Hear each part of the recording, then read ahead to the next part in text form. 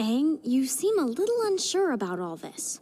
Yeah, that might be because I don't know anything at all about the spirit world. Hey, hello, how do you do? Shady Doorags here. Winter Solstice Part 1, The Spirit World. Team Avatar comes across a village being attacked by a spirit known as Shady. The Avatar is supposed to be the great bridge between man and spirit, so naturally the villagers turn to Aang for help. To make matters worse, the Winter Solstice is only a few days away, meaning that if Aang doesn't wrap this up quickly, something even more devastating could happen. Unfortunately, Aang has absolutely no idea what he's doing and winds up being yanked into the spirit world. Meanwhile, Iroh gets captured by earthbending soldiers and his only hope is for Zuko to come rescue him. This episode is a major game changer. I mean, those aren't rare when it comes to AtLA episodes, but this one's like Pearl Harbor. There's just non-stop bomb dropping. Let's start with the nature of the show. I mean, the actual literal nature of the show. This episode is the first we get to AtLA's pro-nature stance. What causes the Aang Yang to land near the village in the first place is that they see a large part of the forest has been burned down by the Fire Nation. In case you haven't been paying attention, Aang, our good guy protagonist, is very close with animals and nature. Sokka and Katara, also good guys, while not close to nature like Aang is, don't disrespect it either. They understand that nature is a part of the world they live in. We even see Iroh, a character who's presented as wise, being kind to an animal he finds. All of these aspects are pointing to a common message: respect nature. The Fire Nation is the most technologically advanced of the four nations, while simultaneously being the most reckless when it comes to nature. The audience is already well aware that most humans in the show dislike the Fire Nation's actions, but this act makes them a threat on more levels. Looking at this, you can see that objectively, the Fire Nation's actions are wrong. What they do harms humans, nature, and even spirits. Now that's not to say that AtLA is anti-technology or anti-progress. In fact, later episodes will demonstrate that progress through technological means is definitely a good thing. It's just that the Fire Nation, in their pursuit to make their own lives better, are negligent of everything else around them, which is a spot-on metaphor for how humans in general can lose sight when advancing in tech. Land doesn't slide uphill. Those rocks didn't move naturally. My uncle's been captured by earthbenders. Up until this point, nothing and no one has been more important to Zuko than the Avatar. Given that knowledge, there's a genuine concern that the banished prince might leave his uncle to his fate, but this episode points out just how strong their bond is. Iroh intentionally slows down the soldiers, never doubting that Zuko would come after him, even after Zuko outright states he's leaving his uncle behind. Why don't you take another few minutes? But be back at the ship in half an hour, or I'm leaving without you.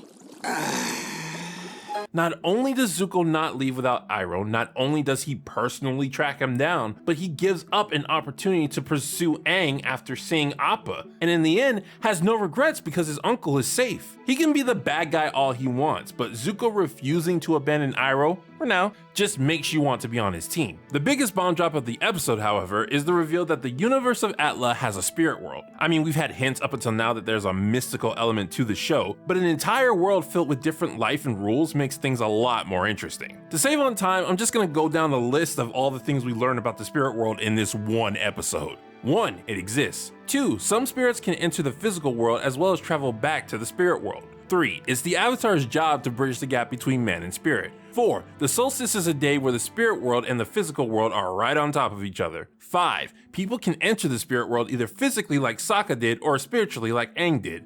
6. One cannot bend in the spirit world, probably because bending requires chi and spirits have no body. 7. Roku's dragon is there. Most are going to assume that he's dead, which leads to the conclusion that some, if not all, dead creatures wind up in the spirit world. 8. Despite being dead, Avatar Roku is not in the spirit world, or at least not in a place reachable to his dragon and Aang. 9. Spirits have a unique way of communicating thought, which is how Aang figures out what Shady wants. 10. Most humans can't see into the spirit world, but some humans like Iroh can.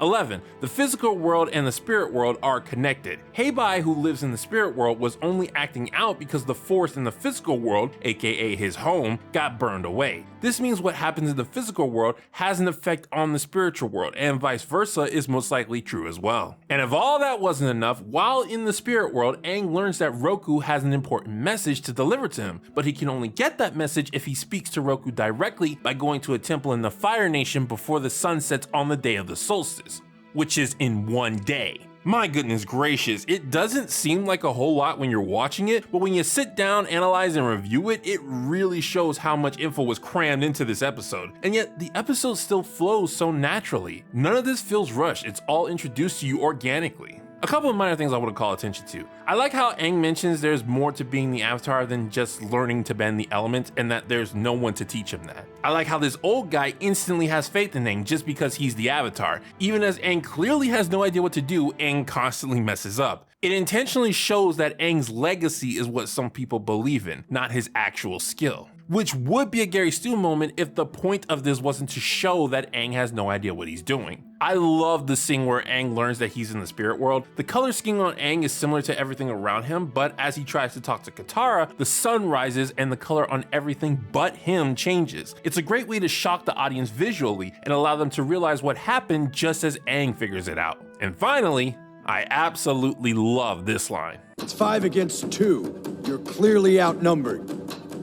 That's true, but you are clearly outmatched. All in all, this is one of the most important episodes in this book, and it was handled very well, especially since it was hidden in a mini adventure that the Boomerang Squad didn't necessarily have to come across. You learn a lot about the characters and lore of the world, all while the plot is progressing forward. Really, what more can you ask for in an episode? This has been Shady Doorags.